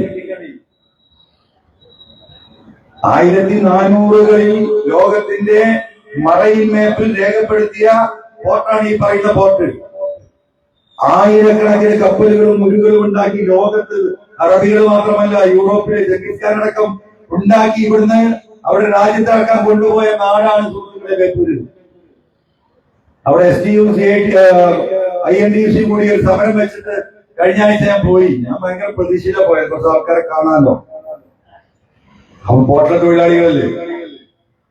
ഞാൻ അങ്ങനെ ചെന്നപ്പോണ്ട് അവിടെ ഒരു 8 മീറ്റർ വീതി 15 മീറ്റർ വീതിയിൽ ഒരു റബ്ബർ ഷീറ്റ് ഇങ്ങനെ വലിച്ചിട്ടിട്ട് എത്തിമാക്കളിൽ ഇരിക്കണ മാതിരി കുറച്ച് തൊഴിലാളികൾ ഇരിക്കുന്നു. അപ്പൊ ഞാൻ ചോദിച്ചു എന്താ സംഗതി, എത്ര ഉള്ളതെന്ന് നടക്കാറുണ്ട്. ST INTS കൂടി 100 താഴെ, മറ്റൊരു 2 വയസ്സ് ഓരോണ്ട് ഒരു 10 ആളെന്നാണ്. 150 തൊഴിലാളികളാണ് ഈ പോർട്ടിൽ വർക്ക് ചെയ്യണമെന്ന് ആലോചിക്കണം. ആയിരക്കണക്കിന് തൊഴിലാളികൾ തിളച്ചു മറിയേണ്ട പോർട്ടാണത്. 1400കളിൽ വ്യാപാരമായി ആരംഭിച്ച ആ പോർട്ടിൽ നിന്ന് എവിടെ എത്തണം? ബന്ദിങ്ങി ചെറുകപ്പലുകളൊക്കെ മടങ്ങിപ്പോയി. ഒരു മാസത്തിൽ ഏകദേശം 90ഓളം ചെറുകപ്പലുകൾ വരികയും പോവുകയും ചെയ്തിരുന്ന ആ പോർട്ടിൽ ഇപ്പൊ 12-13 കപ്പലാണ് വരുന്നത്. ലക്ഷദ്വീപിലേക്ക് പോയത് പൂർണ്ണമായി നിർത്തി.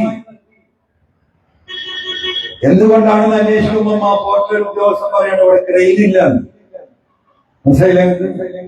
ഉള്ള ക്രെയിൻ എടുക്കാൻ, ലോഡ് എടുക്കാനുള്ള കപ്പാസിറ്റി ഇല്ല. കപ്പലിൽ വരുന്ന 20 ഫീറ്റ് കണ്ടെയ്നർ എന്ന് പറഞ്ഞത് നല്ല ലോഡ് ഉണ്ടെങ്കിൽ 26-27 ടൺ ഉണ്ടാകും. പോർട്ടിൽ ആ സാധനമൊക്കെ എങ്ങനെ എന്താ പറയാ, നമ്മൾ കൈകൊണ്ട് എടുക്കുന്ന പോലെ എടുക്കും ക്രെയിന്. ഇവിടെ എന്താണ്, 2 യന്ത്രം കുഞ്ഞാലിമായിട്ടുള്ള 2 ക്രെയിൻ ഉണ്ട്. കണ്ടാൽ തന്നെ തൊട്ടാൽ തന്നെ വോയിസ് തുടങ്ങി. എന്നിട്ട് ഇതിനെ തൂക്കാൻ കഴിയായിട്ട് 2 ക്രെയിൻ അപ്പുറത്തും വെച്ചിട്ട് ഇങ്ങനെ നോക്കുക. അപ്പൊ ഞാൻ ക്രെയിൻ ഓപ്പറേറ്ററോട് ചോദിച്ചു, എല്ലാ സഹോദരന്റെ ഏത് കമ്പനി പോലും ഇല്ല. അപ്പൊ സാറ് ഇതൊരു 15 കൊല്ലത്തെ പഴക്കമുണ്ട്. മന്ത്രിനേക്കാളും വയസ്സിലെ ട്രെയിനാണ്. അപ്പൊ ഈ ചരക്ക് ഇറക്കുകയും കയറ്റുകയും ഇങ്ങനെ ചെയ്യാം. ഒരു 25-35 ലക്ഷം രൂപ കൊടുത്താൽ നല്ല ട്രെയിൻ കിട്ടുന്ന മനസ്സിലാക്കണം. അപ്പൊ ഈ കപ്പലുകാരെ സംബന്ധിച്ച് ലോഡ് വരിക, ഒരു ദിവസം കൊണ്ട് ഇറക്കുക, പിറ്റേന്ന് കയറ്റുക, പോവുക. ഇതാണ് ഇതിന്റെ സംവിധാനം. ഇവിടെ ഇറക്കണമെങ്കിൽ 3 ദിവസമാണെങ്കിൽ കയറ്റണമെങ്കിൽ പിന്നെയും വേറെ 3 ദിവസമാണ്. ഏത് കപ്പൽ കമ്പനി അങ്ങോട്ട് വിടുക? ആർക്കാണോ നഷ്ടം സഹിക്കാൻ സാധിക്കുക? അപ്പൊ നല്ല ക്രെയിൻ വാങ്ങിക്കൊടുത്ത് മാർക്കറ്റ് ചെയ്താൽ ഈ സാധനം മുന്നോട്ട് കൊണ്ടുപോകാൻ പറ്റും. ഒരു ഇടപെടലും നടത്തിയിട്ടില്ല. ഇതൊക്കെ കഴിഞ്ഞ് അങ്ങനെ ചെല്ലുമ്പോൾ കുറെ തൊഴിലാളികൾ അവിടെ എത്തുന്നത്. ഞാൻ അങ്ങനെ ബാക്കിൽ നോക്കും, കുറെ സിമെന്റ് ചാക്ക് ഇങ്ങനെ ബാക്കിൽ നോക്കി സിമെന്റ് ചാക്ക്. അപ്പം ആളുകളെന്താ അവിടെ ലോഡ് ചെയ്യുന്നോട്ട് ഈ സിമെന്റ് ചാക്ക് ഇട്ടിട്ടാണ് ഇരിക്കുക. കാക്കൊക്കെ ഇരിക്കാൻ തണലില്ല. തലയിലൊരു മുണ്ട് കെട്ടിയിട്ട് അതിന്റെ മുകളിൽ പ്ലാസ്റ്റിക് ചാക്ക്. തൊഴിലാളി സ്നേഹം കൊണ്ട് ശ്വാസം മുട്ടല്ലേ പിണറായിയും കുടുംബവും. ഒന്നും മൂത്രമൊഴിക്കാൻ ഒരു ഷെഡില്ല. എന്നിട്ട് ഇപ്പത്തെ ബഡ്ജറ്റിൻ്റെതാക്കി എന്താ പറയാ, എന്താണ് നമ്മളെ തിരുവനന്തപുരത്ത് പോർട്ടിന് വരുന്നത്? വിഴിഞ്ഞം. വിഴിഞ്ഞത്തിന് സമാനമായ പോർട്ടുണ്ടാക്കും. അത് കഴിഞ്ഞ് പത്രക്കാർ വന്നപ്പോ കണ്ടോ, അതൊന്നും വേണ്ട, മൂത്രപ്പര ഉണ്ടാക്കി കൊടുക്കാൻ പറയാ ചങ്ങാതിനോട് പറഞ്ഞു. മനസ്സിലായോ? ഓരോ സ്ഥലത്ത് നിങ്ങൾ പോയി നോക്കൂ, കണ്ണ് തുറന്നിട്ടില്ല. കണ്ണ് ജനങ്ങളുടെ ആയി ബാധിക്കുന്ന അടിസ്ഥാന വിഷയം ആരോഗ്യമാണ്. 2 വിദ്യാഭ്യാസം. എന്താ സ്ഥിതി ഞാൻ പറയണം. ഒരു സർക്കാർ കോളേജ് ഇല്ലാത്ത കേരളത്തിലെ അത്യപൂർവ മണ്ഡലങ്ങളിൽ മണ്ഡല ഈ പറയുന്ന നാളേറ്റൂര്. എവിടെയാണ് കുട്ടികളൊക്കെ പഠിക്കുന്നത്? ഫറൂഖ് കോളേജ്. അത് അയ്മക്കാരും എടുക്കണ്ട, അതാരുണ്ടാക്കിയെന്ന് എല്ലാവർക്കും അറിയാം. പ്രൈവറ്റ് കോളേജാണ്. സർക്കാർ 45 വർഷമായി ഒരു നിയോജക മണ്ഡലം കൈകാര്യം ചെയ്ത ഇടതുപക്ഷ ജനാധിപത്യ മുന്നണിയുടെ MLA-മാർ മാത്രം വിജയിച്ച് MLA-യോ മന്ത്രിയോ ആയ മണ്ഡലത്തിൽ കഴിഞ്ഞ 10 കൊല്ലമായി കേരളത്തിൽ അങ്ങോളം ഇങ്ങോളം 1,40,000 കോടിയുടെ വികസനം നടത്തി എന്ന് വീമ്പ് പറയുന്ന മുഖ്യമന്ത്രിയുടെ മരുമകൻ നാട് ഭരിക്കുന്ന ഈ മണ്ഡലത്തിൽ ഈ സാധാരണക്കാരായ മനുഷ്യരുടെ കുട്ടികളെ ABCD പഠിപ്പിക്കാൻ ഒരു കോളേജിലെ കുട്ടികളെ നിങ്ങൾക്കറിയോ? ഒരു പോളിടെക്നിക് ഇല്ലോ? എങ്ങനെ ഇല്ലാതെ പോയി? ഈ മക്കളുടെ സ്ഥിതി എന്താ? മുഴുവൻ പാരലൽ കോളേജിൽ വിട്ട് പഠിപ്പിക്കുക. എത്ര കുട്ടികൾക്ക് അഡ്മിഷൻ കിട്ടും? കോളേജ് 98-99% കുറച്ച് കുട്ടികൾക്ക് കിട്ടും, മെറിറ്റിൽ മാത്രം. അത് കഴിഞ്ഞാൽ മാനേജ്മെന്റ് കമ്മിറ്റിയിൽ നിന്ന് കിട്ടുന്ന 10-25 സീറ്റ് ബാക്കി മക്കൾ എവിടെ പോകും? വട്ടിക്ക് പൈസ വാങ്ങി കുട്ടികളെ പഠിപ്പിക്കുന്ന മണ്ഡലത്തിന്റെ പേരാണ് ഈ പറയുന്ന വേപ്പൂരി. മക്കൾ പ്രസവിക്കണമെങ്കിൽ സ്വന്തം കൊച്ചു കൂരയുടെ ആധാരം കൊണ്ടുപോയി സർവീസ് ടാങ്കിൽ പണയം വെച്ച് ലോൺ എടുത്ത് ആശുപത്രിയിലെ ബില്ലടക്കേണ്ട ഗതികളുള്ള നാടിന്റെ പേരാണ് കുട്ടിയെ വേപ്പൂരി. മനസ്സിലാകുന്നത്? ഉത്തരം പറയണം. ഞാൻ 3 ദിവസമായി മന്ത്രിയെ വെല്ലുവിളിച്ചുകൊണ്ടിരിക്കുകയാണ്. ഞാൻ വെല്ലുവിളിക്കാറേ ഇല്ല. എന്തിനാ? ബേപ്പൂർ അങ്ങാടിയിൽ ഇതേപോലെ 2 മേശ അപ്പുറമിട്ട് നമുക്കൊന്ന് സംസാരിക്കാൻ പറഞ്ഞുണ്ട്. ലോക വികസനം നടത്തിയ മന്ത്രിയും പരിവാരങ്ങളും മൂപ്പരുടെ ഓഫീസർമാരും മൂപ്പരെ കമ്പ്യൂട്ടറും സംവിധാനം ഒക്കെ വരട്ടെ. ഞാൻ ഒറ്റയ്ക്ക് വരാൻ പറഞ്ഞു. ഈ നാട്ടിൽ നടന്ന വികസനങ്ങൾ എണ്ണി എണ്ണി ചോദിക്കുന്നതിന് ഉത്തരം പറഞ്ഞാൽ മതി. എന്നോടല്ല, ഈ നാട്ടിലെ വോട്ട് ചെയ്ത ജനങ്ങളോട്. എന്തേ മുഹമ്മദ് റിയാസ് ഇതുവരെ മുന്നിട്ടില്ലല്ലോ, ഇന്നുവരെ മുന്നിട്ടില്ലല്ലോ.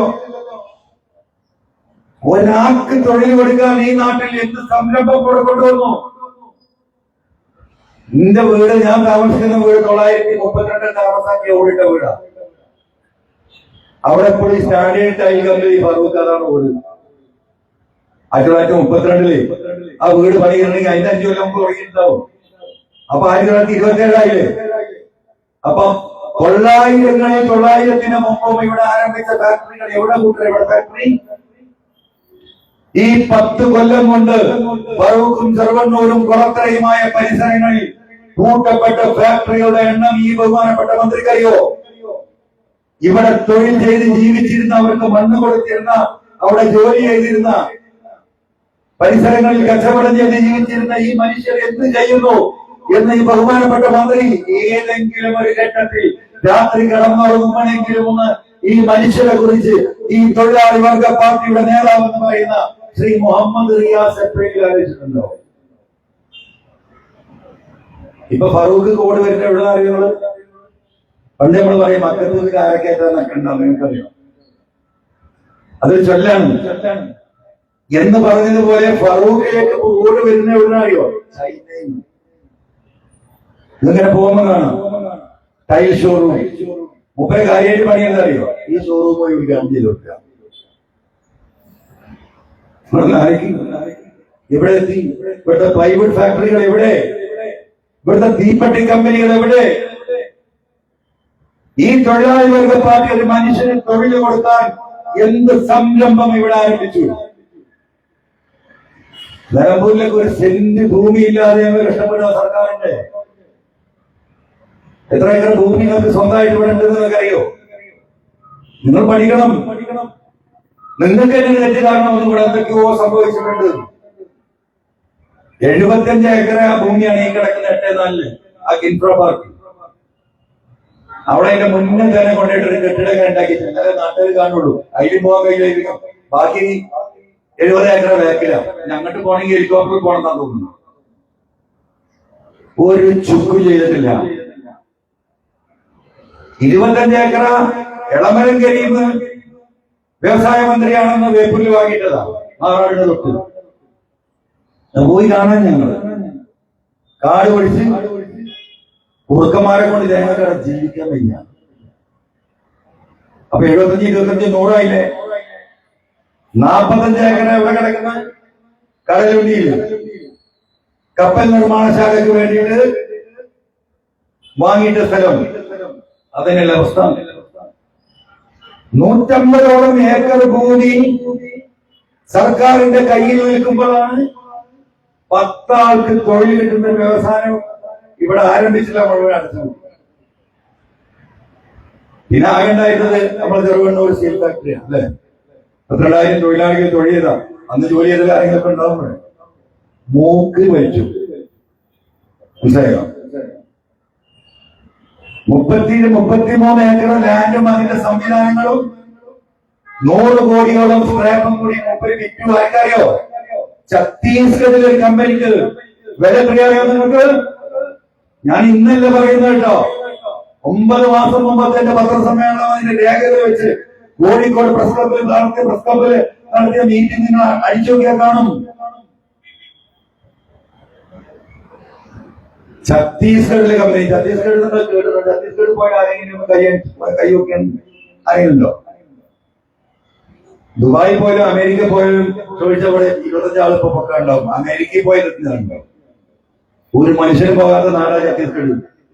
3-4 വിമാനം, പിന്നെ 5-6 തീവണ്ടി, അത് കഴിഞ്ഞിട്ട് പിന്നെ സൈക്കിളിൽ പോയെങ്കിൽ അവിടെ എത്തുള്ളൂ.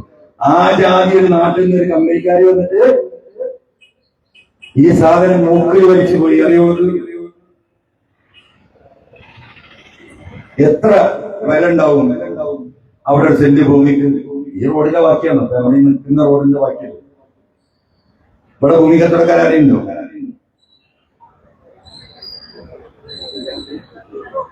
ഏകദേശം വില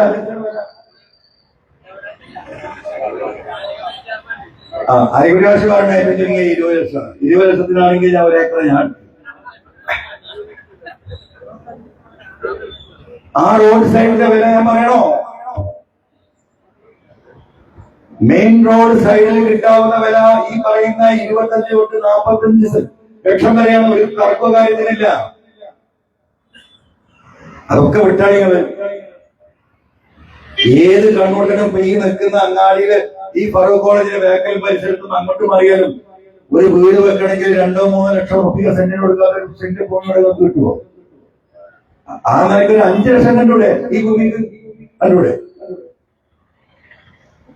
ബാക്കിയൊക്കെ വിട്ടാളി. ബാക്കിയൊക്കെ നമ്മൾ എന്താ പറയാ, റിബേറ്റ് റേറ്റ് കൊടുത്തു.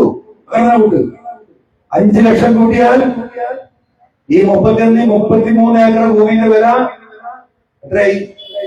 35, 15, 180, പിന്നെ 35, 15, അപ്പൊ 180, 165 കോടി രൂപ.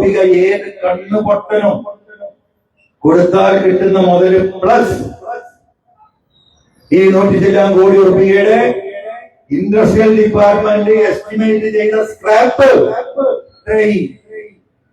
265 കോടി രൂപ. അതോ അത് അമ്മായപ്പനും മകനും കൂടി മൂക്കിലാണ് വലിച്ചു. വല്ലോ പറഞ്ഞവിടെ ഇതാണ് മരുമോണിസം. എന്റെ നെഞ്ചത്തേക്ക് കയറാമെന്നിട്ട് കാര്യമില്ല. മനസ്സിലായോ? എന്റെ പ്രിയപ്പെട്ട സഖാക്കൾ നമ്മൾ മനസ്സിലാക്കണം.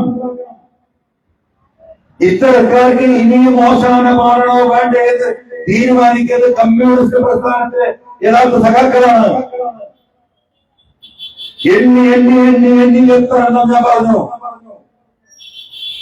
ശ്രീ മുഹമ്മദ് റിയാസിന് ഞാൻ പറഞ്ഞല്ലോ, വേർപൊരുക്ക് വെല്ലുവിളിച്ചതുപോലെ വെല്ലുവിളിയൊന്നും വേണ്ട, നമുക്ക് യോഗ്യതയോടെ ഇരിക്കാം. തയ്യാറുണ്ടോ? സംസാരിക്കാൻ ഉണ്ടോ? നമ്മള് പൊളിറ്റിക്കൽ ഡിബേറ്റ് നടത്തണ്ടേ? മൂപ്പർക്ക് ആവശ്യമായി എല്ലാ സന്നാഹങ്ങളും കൊണ്ടുവരട്ടെ. എങ്ങനെയാണ് ഈ മുതൽ ഈ പൈസക്ക് വിറ്റത്? ആരാണ് ഇതിന്റെ ഉത്തരവാദി? പറയണ്ടേ? പറയാവൂല. അവസാനം നോക്ക്, ഇങ്ങനെ കൊള്ളയടിക്കപ്പെടുക. ഫറൂഖ് പാലം ഞാൻ പറയണോ? അതിന്റെ ചോട്ടിൽ പണിയെടുക്കുകയാണ്. 3.25 കോടി രൂപയാണ് പൊന്നാര സഹോദരന്മാരെ അതിനു വേണ്ടിയിട്ട് പെയിന്റ് അടിക്കാനും ബാക്കി ചെയ്തും ചെലവഴിച്ചത്. 3.25 കോടി. വിവരാവകാശം 3ാമത്തെ വട്ടം കൊടുത്ത് അതിന്റെ അഭിനന്ദനങ്ങൾ മറുപടിയില്ല. ആ ചുവപ്പും പച്ചയും നീലും പെയിന്റ് അടിക്കാൻ എത്ര രൂപ വരും? പെയിന്റ് അടിക്കണമെന്ന് ഇവിടെ ആരെങ്കിലും നിങ്ങൾ അവരോട് ചോദിക്കുന്നത്, ഞാൻ പറഞ്ഞത് കേൾക്കണ്ട. അവിടെ ലൈറ്റ് ഇടാൻ എത്ര രൂപയാവും? ഈ മൈക്ക് സെറ്റാണോ ചോദിച്ചാൽ ഇവരെടുത്തുണ്ട്. അവർക്ക് പല ലൈറ്റ് ഇല്ലേ? അല്ലേ? പറഞ്ഞ ലൈറ്റ് ഇല്ലേ? ചോദിച്ചോക്കുക. ആ പാലം ഒന്നായിട്ടുണ്ടെങ്കിൽ 10 ലക്ഷം വേണം. ചൈനയിൽ നിന്ന് ഒരു കണ്ടെയ്നർ ഇതുപോലത്തെ ലൈറ്റ് പെടുത്തണമെങ്കിൽ ഈ പറഞ്ഞ 10-15 ലക്ഷം രൂപ. ആ കണ്ടെയ്നർ സാധനമില്ല. ആരത് നോക്കിലാക്കി പോയത്? എന്തേ സഖാക്കളുടെ മനസ്സ് ഉണരാത്തത്? എന്നവർ ചിന്തിക്കാത്തത്? ചർച്ച ചെയ്യണ്ടേ? അവിടെയാണ് പ്രശ്നം. ഇതിനൊന്നും ടെൻഡറില്ല, ഒക്കെ എസ്റ്റിമേറ്റ്. 8 മാസം മുമ്പ് മലപ്പുറത്ത് പത്രസമ്മേളനം നടത്തി ഞാൻ 2 റീൽസ് ഉണ്ടാക്കാൻ ഈ പറയുന്ന മുഹമ്മദ് റിയാസ് ടൂറിസം വകുപ്പിൽ നിന്ന് ചെലവഴിച്ചത് ഏകദേശം 48 ലക്ഷം രൂപ. ഒരു റീലിന് 21 ലക്ഷം പ്ലസ് GST. 2 റീൽ ഉണ്ടാക്കാന്, ഏത് ബേപ്പൂർ ഫെസ്റ്റിന്റെ പരസ്യം കൊടുക്കാൻ. ഇവിടെ ഇരിക്കുന്ന നമ്മുടെ മെമ്പർമാരുടെ മക്കൾ ഉണ്ടാക്കും, 5ാം ക്ലാസ് പഠിക്കുന്നവർ. റീല് ഒരു മുടക്കില്ലാതെ വേണ്ട. വലിയ ആർട്ടിസ്റ്റിനെ വെച്ചെടുക്കും, 2 ലക്ഷം 3 ലക്ഷം 5 ലക്ഷം കൂട്ടിക്കോ. അങ്ങനെ എത്ര റീലുകൾ. നല്ല ലാഭ കച്ചവടമാണത്. ആളുകളെ ആനന്ദിപ്പിക്കരുത്, വേറൊരു ലഹരിയാണുള്ളത്. ഇതിങ്ങൾ കേട്ട് കണ്ട് ഈ ആകാശത്തുകൂടി ഈ സാധനമൊക്കെ പാടെ പൊട്ടിട്ടത് ഇങ്ങനെ കാണുമ്പോൾ ആളുകൾ ഇങ്ങനെ അന്തപെട്ടോ പഠിച്ചോനെ വല്ലാത്തൊരു മന്ത്രിയായിട്ട് എന്തൊക്കെ സാധന പൊട്ടണം. ഈ രീതിയിലേക്ക് മനുഷ്യന്റെ മനസ്സിനെ മസ്തിഷ്ക പ്രശ്നം എന്ന് പറയും. എന്നിട്ട് ഇങ്ങനെ ചെറുപ്പക്കാരനെ കാണാൻ വരുമ്പോ അങ്ങനെ എന്താ പറയാ, എല്ലാരും നോക്കാം എന്തോ വികസനം പോണല്ലേ. 2 ദിവസം ഇവിടെ നിന്ന് പറഞ്ഞാൽ തീരില്ല. എന്താ പറയാ, അമ്പലത്തിന് തമ്പ് കഴിച്ചിട്ടില്ല എന്ന് പറഞ്ഞ പോലെ അതിന്റെ പക്കത്തേക്ക് എത്തിയിട്ടില്ല. നമ്മൾ ഈ അന്വേഷണ യാത്ര, സത്യാന്വേഷണ യാത്ര നമ്മൾ തുടരുക. ഒരു സ്ഥലത്തേ പോയിട്ടുള്ളൂ, ഇനി നമ്മൾ പല സ്ഥലത്തും പോകുന്നുണ്ട്. ജനങ്ങൾക്ക് കാര്യങ്ങൾ ബോധ്യപ്പെടും. PSC പഠിക്കണേ, ട്രെയിനിങ് കഴിഞ്ഞ് എന്താ പറയാ, അതിനു വേണ്ടിയിട്ട് ടെസ്റ്റ് ചെയ്ത് കാത്തിരിക്കുന്ന ആയിരക്കണക്കിന് കുട്ടികളുടെ ഒരാൾക്ക് തൊഴിലെടുക്കാൻ പറ്റും. ഇവിടെ ഒരാൾക്ക് ഒന്ന് പറയട്ടെ, ഒരാൾക്ക് തൊഴിലെടുക്കാൻ ഇപ്പൊ 100 ആൾക്ക് കൊടുത്തിട്ട് കഴിഞ്ഞ മാസമായിട്ട് 2 സൈഡ് കിട്ടിയ വരിക. ഇത് ഭയങ്കര സന്തോഷം തോന്നും. 15,000 റുപ്യ ശമ്പളം, വർക്ക് അറ്റ് ഹോം, വീട്ടിൽ നിന്ന് പണി എടുത്താൽ മതി. പക്ഷെ ഒറ്റ കാര്യമാണ്, അൻവറിന്റെ ബാപ്പാന്റെ വാപ്പാനെയും വിളിക്കണം, വേറെ കുഴപ്പമൊന്നുമില്ല. അച്ഛത്തരി PV അൻവർ ഇടുന്ന പോസ്റ്റിന്റെ അടിയിൽ നിങ്ങളൊന്ന് വായിച്ചു നോക്കിയാൽ മതി, അതൊന്ന് മനസ്സിലാവും. ബാപ്പാനല്ല, വല്യപ്പാന്റെ ബാപ്പാനെ, മനസ്സിലായോ? സാംസ്കാരിക നായകൻ. ആ വിളി കേട്ടാൽ മതിയല്ലോ, എന്നാലും 100 ആളെ അരി വാങ്ങുള്ളൂ. സന്തോഷം നടക്കട്ടെ, മനസ്സിലായില്ലേ? നമ്മളെ കാലികരിക്കായിട്ടായി നിൽക്കുന്നത്. ഞാൻ ഇപ്പോഴൊരു പരിപാടിക്ക് വന്നു. എന്റെ കുടുംബക്കാരായി വേങ്ങാട്ട് ഫാമിലി, 2 ജ്യേഷ്ഠന്മാരോട് കല്യാണം കഴിച്ചു. അപ്പൊ ഒരു കുടുംബ സംഗമത്തിന് വരാൻ വേണ്ടി പറഞ്ഞേ. അപ്പോ മന്ത്രി അവിടെ ഉണ്ട്, പ്രസംഗിച്ച് കഴിഞ്ഞിട്ട് പറയാറ്, ഞാൻ ആ വളരെ 24 അവിടെ ഒറ്റ ചായ കുടിച്ചിരിക്കാം, നീ ഇപ്പൊ എന്റെ അടിയിൽ പോയി കൂട്ടിമുട്ടണ്ട, ഞാൻ അതുകൊണ്ടൊരു ബുദ്ധിമുട്ടുണ്ട. യഥാർത്ഥം വണ്ടി അവിടെ നിർത്തി. മൂപ്പര പ്രസംഗം കഴിഞ്ഞപ്പോ പോകണം, നിങ്ങൾ പോകാൻ മൂപ്പര പ്രസംഗം കഴിഞ്ഞ് ഇറങ്ങിയിരുന്ന ഞാൻ വണ്ടിയായിട്ട് ഇവിടെ വന്ന് നോക്കുമ്പോ മന്ത്രിന്റെ വണ്ടിയും പോലീസൊക്കെ അവിടെ കിടക്കാം. ഞാൻ ഡ്രൈവറോട് കുറച്ച് മുന്നോട്ട് വിടും. ഞങ്ങൾ ഇതുവരെ ഇങ്ങനെ റൗണ്ട് അടിച്ചിട്ട് അപ്പുറത്ത് പോയി പോയിക്കോട്ടെ. എന്നിട്ട് അങ്ങനെ ഇതൊന്നും ഉണ്ടായിട്ടില്ല. ഒരു അനാവശ്യമായിട്ടുള്ളൊരു ഒരു ഇന്ററാക്ഷൻ വേണ്ട എന്നുള്ള നിലക്കാണ്. അങ്ങനെ വണ്ടി ഇങ്ങനെ മൂവ് ചെയ്തപ്പോ നമ്മളെ വണ്ടി അപ്പുറത്തോട്ട് കയറി. അതിന്റെ പാർക്കിങ്ങിന്റെ എല്ലാം വിട്ട് ഫ്രണ്ടിലെ വിട്ടിട്ട് കയറിയപ്പോ ഞാൻ ഇങ്ങനെ അങ്ങനെ കൈകൊണ്ടിട്ട് ഞാനും കാട്ടി കൈകൊണ്ട് അത് നിർത്തിയാണ്. ഞാൻ വണ്ടി ഞാൻ ഡോർ വന്ന് പുറത്തിറങ്ങി, മന്ത്രി അപ്പുറത്ത് ഡോർ വന്ന് പുറത്തിറങ്ങി. മുമ്പിലിങ്ങനെ മുന്നിൽ കൂടെ വന്ന് ഞാൻ ബാക്ക് വന്ന് ഞാൻ ഇങ്ങനെയും മുമ്പിൽ അങ്ങനെയും പോകുന്നു. ചുരുക്കി പറഞ്ഞാൽ രണ്ടാമത് നിങ്ങൾ ഷെയ്ക്കാൻ ചെയ്ത് വിട്ടു. അപ്പോഴത്തേനും മുമ്പിൽ ആൾക്കാർ വീഡിയോ എന്തൊക്കെ എടുക്കുന്നുണ്ട്. നമ്മൾ ശ്രദ്ധിച്ചില്ല. പിറ്റേന്നെന്താണ് കണ്ടില്ലേ, മുഹമ്മദ് റിയാസിന്റെ മനസ്സിന്റെ എന്താ പറയാ, എന്ത് വിട്ടുവീഴ്ച. ഏത് ശത്രുവിനെ കണ്ടാലും കെട്ടിപ്പിടിച്ച് ഉമ്മ വെക്കുന്ന ഈ മന്ത്രിയുടെ മഹാമനസ്കതയെ കുറിച്ച് എന്താണ് നിങ്ങൾ മനസ്സിലാക്കിയിട്ട്? അല്ലാഹു അക്ബർ. മനസ്സിലായില്ലേ? ഇതാ ഏർപ്പാട്. ഞാൻ വണ്ടിയിൽ നിന്ന് ഇറങ്ങാനൊക്കെ ബലം പിടിച്ചു കഴിയുന്നിട്ട് മൂപ്പര് വന്ന് ഞാൻ ചില്ലാത്തി കൊടുത്ത് എന്നോട് കൂടെ കൈ വന്നിട്ട് ഇങ്ങനെയൊക്കെ ആക്കുകയാണെങ്കിൽ ഇതൊക്കെ പറയാം. ഞാൻ എന്റെ വണ്ടിയിൽ നിന്ന് ഇറങ്ങി, മൂപ്പര് വണ്ടിയിൽ നിന്ന് ഇറങ്ങി, 2 ആൾ കൂടി കണ്ടുമുട്ടിയപ്പം അതുകൊണ്ട് എല്ലാം കരുതിക്കോളി, ഓർമ്മ പോവാം. ഈ തരത്തിലുള്ള ഗിമ്മിക്കുകൾ കാണിച്ചിട്ട് മനുഷ്യന്റെ കാര്യോ ഇതിലെന്തും നടത്താല്ല ഈ സ്ഥാനത്ത്. എനിക്കിപ്പോ ഈ പറഞ്ഞ വഴിക്ക് ഫോൺ ചെയ്യാൻ മാത്രമേ ഒരു മെസ്സേജ് അയക്കുന്നു. എന്റെ വിവരം എത്രയുള്ള ഒരു കുറിച്ച്. പക്ഷെ ഇതിലൊക്കെ പ്രാവീണ്യം നേടിയ കുറെ ആൾക്കാരായിട്ട് നടന്നിട്ട് എന്തും എന്താ പറയാ അട്ടിമറിക്കുന്നതാണ്. ഇങ്ങനെ ഇത്രയൊന്നും ചീപ്പായിട്ടുള്ള എന്താ പറയാ പൊളിറ്റിക്സ് ദയവായി നടത്തുന്നത് ശരിയാണ്. നിയമസഭ തുടങ്ങിയിട്ട് 3 ആഴ്ചയായി. അറിയുള്ളൂ അവര് പോയത് എത്ര ദിവസം അറിയോ? ഇന്നടക്കം 4ാമത്തെ ദിവസം 3 ആഴ്ചയിലേക്ക്. പിണറായി ഗവൺമെന്റിന്റെ അവസാനത്തെ നിയമസഭാ സമ്മേളനം അവിടെ കെട്ടിപ്പൊടിച്ച് നിരോധിച്ച എല്ലാവരും ആരൊക്കെ ഇങ്ങോട്ട് വരില്ല ഒന്നും അറിയില്ലല്ലോ. അങ്ങനെ നടക്കുന്ന കാലത്ത് ആ സഭയിലുണ്ടാണ്ട് ഉത്തരവാദിത്തപ്പെട്ട ഒരു മന്ത്രി, അവസാനമായിട്ട് ഈ നാടിനെ ചെയ്യാൻ ഉത്തരവാദിത്തപ്പെട്ട മന്ത്രി സഭയിലില്ല. ഇതെങ്ങനെ നടക്കുക? എന്തിപ്പോ ഇങ്ങനെ ഒരു അർത്ഥം? എല്ലാത്തിനും നടത്താമല്ലോ. അപ്പൊ നമുക്കും കുറെ ബന്ധുക്കളും സുഹൃത്തുക്കളൊക്കെ ഇവിടെ ഉണ്ട്. ഞാനും ഇവരൊക്കെ ഇങ്ങനെ കണ്ട് അവരുമായി ബന്ധപ്പെട്ടവരെ കണ്ട് ഇവിടുത്തെ രാഷ്ട്രീയം ചോദിച്ച് പഠിച്ച് അങ്ങനെ പോവുക. ഞാൻ പോയ സകലത്തിൽ മുമ്പ് ഞാൻ എന്റെ കുടുംബക്കാരായിട്ട് പോയത് എത്തിക്കാൻ പറ്റും. എന്നിട്ട് രാവിലെ 7 മണിക്ക് വിളിക്കാണ്, ഹലോ റിയാസാണ്. പിന്നെ ഞാൻ പോണ വഴിക്കൊന്ന് കയറുന്നുണ്ട്, കാൽച്ചായ വിളിക്കാൻ ബുദ്ധിമുട്ടൊന്നുമില്ലല്ലോ. എന്താ ബുദ്ധിമുട്ട്? കാൽച്ചായല്ല, അവർക്ക് ചെറിയ കടിയെടുക്കാൻ ചില മനുഷ്യന് പറയാൻ പറ്റുള്ളൂ. ഉച്ചയാകുമ്പോൾ 11 മണിക്ക് വേറൊരു ഫോൺ. പിന്നെ ഞാനിവിടെ ചുറ്റുപാട് വന്നിട്ടുണ്ട്. ബുദ്ധിമുട്ടില്ലെങ്കിൽ ഉച്ചഭക്ഷണം ഉള്ള ഭക്ഷണം മതി, ഞാൻ വരാം. എന്നിട്ട് ഇവരെ ഇന്നെ വിളിക്കുക, പൊന്നാര അന്വേഷിക്കാം. നിങ്ങളൊന്ന് വിചാരിക്കരുതിട്ടോ, മുമ്പ് വരാന്ന് അറിയുമ്പോൾ വരണ്ടെന്ന് പറയാൻ പറ്റും. നടക്കട്ടെ, കുഴപ്പമില്ല. അപ്പൊ ഈ രീതിയിൽ ഇതിനൊന്നും ഒരു ആവശ്യമില്ല. ഇവിടെ കിടന്നിട്ട് ഈ എന്താ പറയാ, ഈ ശ്വാസം വലിക്കേണ്ട കാര്യമില്ല. മനുഷ്യന്മാരോട് മര്യാദയ്ക്ക് നിൽക്കുകയും മനുഷ്യരുമായി ഇടപെടുകയും മനുഷ്യരുടെ ആവശ്യങ്ങൾ നിറവേറ്റുകയും ചെയ്യണമെങ്കിൽ ഒരു കുഴപ്പമില്ല.